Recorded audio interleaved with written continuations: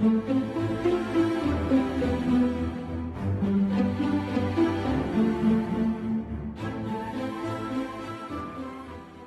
voudrais vraiment te féliciter pour Amani et ce que vous faites. Et j'avoue que en laps de temps, je suis presque devenue accro de Amani. Et j'apprécie particulièrement les émissions que vous faites. Et j'aime particulièrement cette velléité que vous avez à rediffuser très franchement des programmes qui sont historiques pour l'Afrique. La conférence de Cheikh Anta Diop du Niger, je l'ai réécoutée 10 000 fois, mais à chaque fois que je le vois et quand j'ai vu que vous avez remis la conférence en ligne, j'étais particulièrement contente. Oui, et donc je suis contente très franchement de l'implication de Amani et contente de vous recevoir ici chez moi.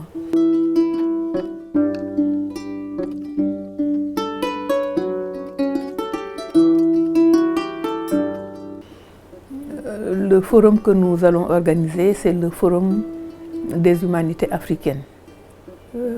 Il se tiendra effectivement à Bamako les 28, 29 et 30 septembre.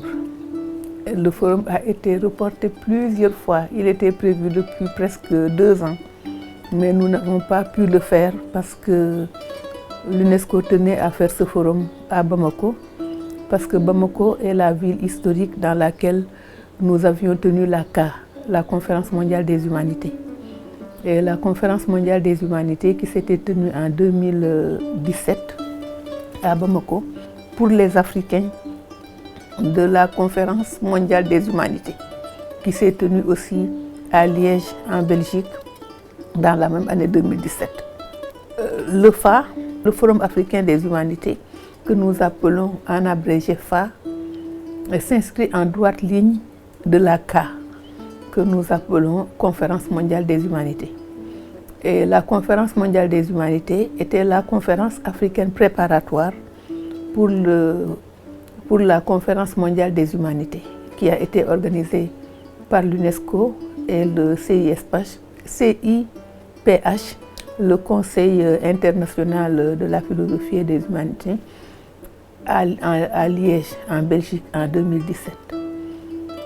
Quand nous sommes arrivés en Belgique, nous avons constaté avec beaucoup de plaisir que l'Afrique avait été, je ne dirais pas la région la mieux préparée, mais en tout cas c'était une des régions les mieux préparées. Et que notre cas, c'est-à-dire notre conférence préparatoire, a été sinon la conférence qui était vraiment la plus amplifiée. Et donc, je dirais une fois encore que l'Afrique a presque dominé la CMH, la Conférence mondiale des humanités. Et donc, c'est dans ce siège, après l'ACA, que nous avions décidé, l'UNESCO, la coordination de l'ACA qui est devenue la coordination du FA, et quelques personnalités africaines et quelques structures africaines, de dire que c'est très bien de discuter des humanités en Afrique, mais il serait encore mieux de discuter des humanités africaines. Parce que la petite distinction conceptuelle que nous faisons entre l'ACA et le FA, c'est que l'ACA était un moment en Afrique où on discutait des humanités. Et le FA est un moment en Afrique où nous discutons des humanités africaines. Qu'est-ce que l'Afrique a apporté au monde aujourd'hui? Quelles peuvent être les réponses de l'Afrique au monde et à l'Afrique elle-même, aux défis du monde et aux défis de l'Afrique? Qu'est-ce que les humanités en tant que telles de façon générale, mais qu'est-ce que les humanités africaines apportent? Donc c'est un peu ça l'objet du FA.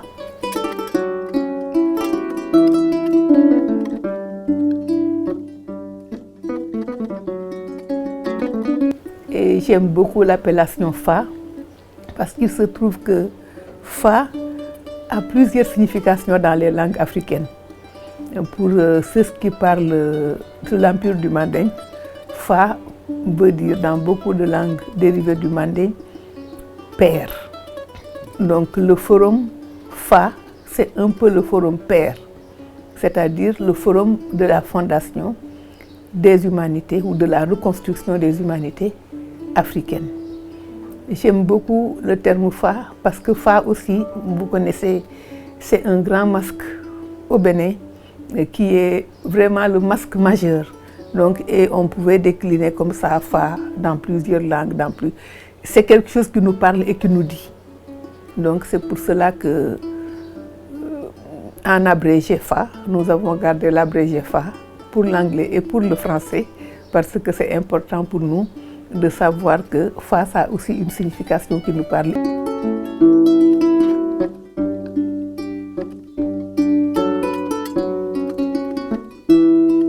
Et justement, le thème de ce forum qui est le premier, qui est le forum fondateur, nous avons décidé de l'axer sur les langues africaines, sur les langues en général. Parce que, à la vérité, les humanités, la culture, les valeurs, tout s'articule autour de la langue. Pour le FA, il s'agit de déconstruire la vision que les autres ont sur nous, la vision que les autres nous ont imposée, la vision que ceux qui pensent qu'ils ont déjà décidé de ce que l'Afrique est et de ce que l'Afrique deviendra, il faut la déconstruire. Mais pour déconstruire cette vision, pour déconstruire ce que j'appelle les colonialités qui pèsent sur l'Afrique, la colonialité des savoirs, la colonialité du pouvoir, mais aussi la colonialité de l'État. C'est-à-dire pour déconstruire toute cette dualité, j'allais dire cette hybridité qui plombe les atouts culturels et la capacité d'innover de l'Afrique et des jeunes Africains. Je crois qu'il est important de mettre la langue au cœur de la refondation des humanités en général et de la reconstruction des humanités en Afrique. Et c'est pour cela que cette première édition du FA, qui est une édition pour valider le concept, qui est une édition pour réellement aussi nous entendre sur l'utilité d'avoir un autre forum qui ne soit pas un forum de plus, qui ne soit pas un forum qui répète, qui ne soit pas un forum qui s'inscrit dans le mimétisme. C'était important que cette fois-ci, ce soit axé sur les langues. Parce que je pense qu'on parle beaucoup de décolonisation, on parle beaucoup de décolonialité. Il y a toutes sortes de versions et de visions qui sont certainement positifs et inclusifs, mais je pense qu'à la fin de la journée, on ne déconstruit pas, on ne fait pas la décolonialité avec la langue des autres. Même si la langue des autres peut être un véhicule pendant un moment donné, il faudra que l'Afrique pense réellement arriver à un moment ou se pense réellement qu'il pourrait arriver un jour à un moment où les langues africaines serviront de véhicule pour discuter entre Africains.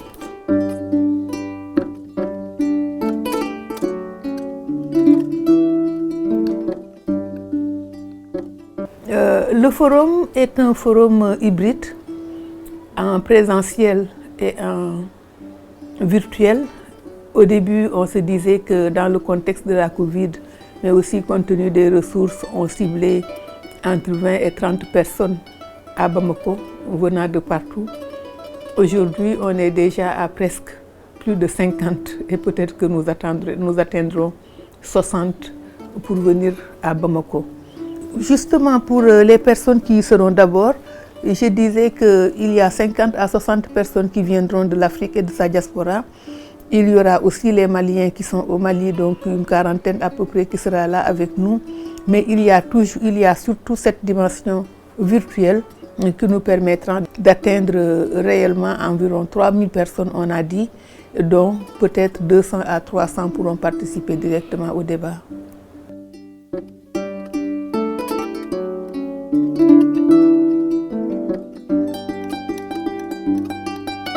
aujourd'hui, au moment où nous parlons, comme keynote Théophile Obenga, qui avait été pressenti depuis le début, donc pour les raisons que vous connaissez.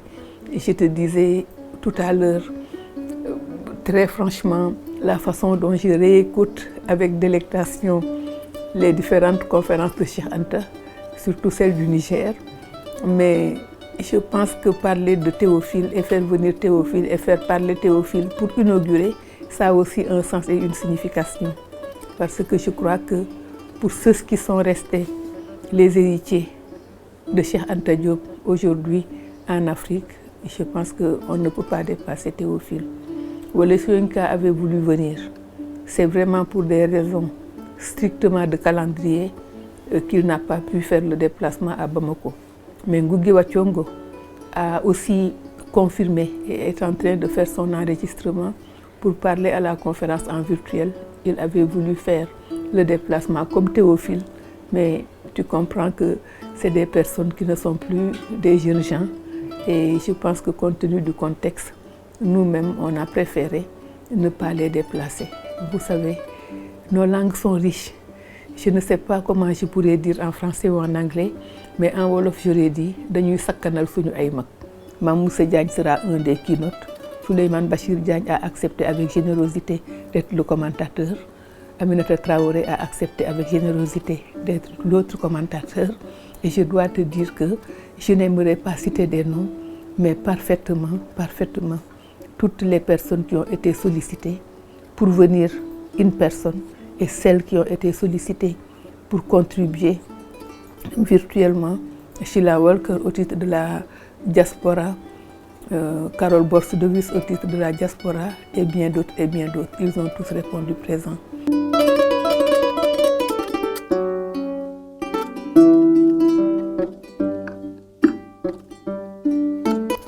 Je ne remercierai pas assez la communauté. Tu sais qu'il y a aussi Trust Africa. Et j'allais te dire que rien que Codesria et Trust Africa ont à eux seuls pris plus d'un tiers ou près de la moitié des participants internationaux. Mais ce n'est pas que ça, et ce n'est pas surtout ça. Ce qui est important, c'est le rôle qu'ils ont joué dans la conceptualisation du phare. Ce qui est important, c'est le rôle qu'ils ont joué dans la mobilisation des sommités de la communauté. S'il fallait réellement avoir un award ou avoir quelque chose pour dire que la communauté des social-scientistes africains est avec l'UNESCO dans la conduite, dans la conception et dans tout le processus du phare, je pense que rien que cet exemple de dire que ces deux partenaires majeurs, à côté aussi du CISP, des partenaires anciens, à côté du CERF de Tola, à côté du Centre africain de l'Union africaine sur les langues et la culture, à côté réellement des structures africaines de l'Akalan, à côté de toutes ces structures africaines. Mais je pense que ces deux partenaires majeurs suffisent à eux seuls pour mobiliser, pour illustrer la mobilisation de la communauté des humanistes et des social-scientistes africains pour le phare. Et cela veut dire que l'Afrique se mobilise encore pour l'Afrique. Et ça fait chaud au cœur.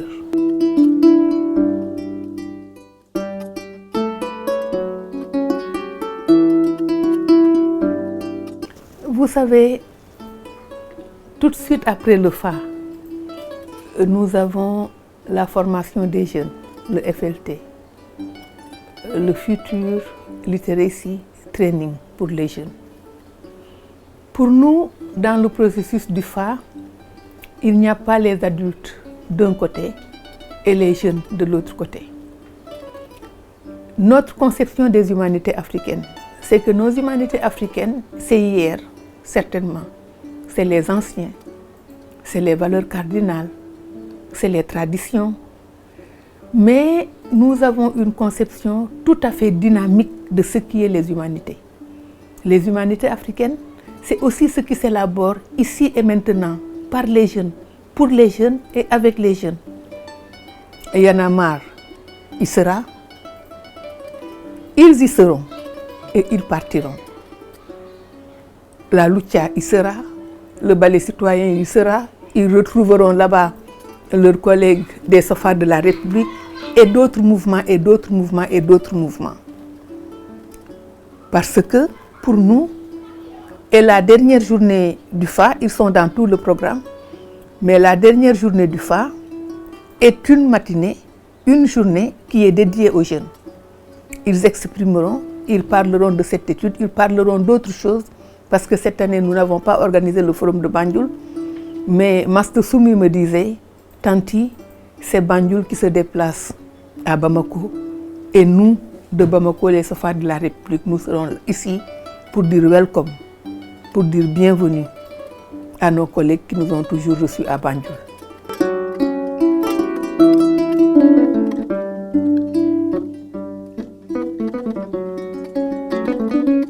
Nous avons fait avec les jeunes les forums de Banjul depuis 4 ou 5 années. Nous avons été accompagnés et travaillé étroitement avec les jeunes dans le forum de Banjul, avec Codessia, avec Trust Africa plus tard, avec Article 19 et avec des partenaires comme le ACDH. Et tout de suite après le FA, il va y avoir la formation des jeunes sur la littératie du futur. C'est-à-dire, ils se mettront ensemble pour regarder comment est-ce que eux jeunes, ils imaginent l'Afrique de demain, ils imaginent les futurs possibles de l'Afrique et qu'est-ce que eux ils peuvent faire en tant que jeunes pour faire en sorte que ce sont les scénarios ou le scénario le plus positif pour l'Afrique tel qu'ils le rêvent, tel qu'ils l'imaginent demain, et qui soit le scénario le plus plausible. Donc le message que j'ai pour les jeunes, c'est de rester constructif, c'est d'être l'espoir, c'est de rester dynamique, c'est surtout de ne pas baisser les bras.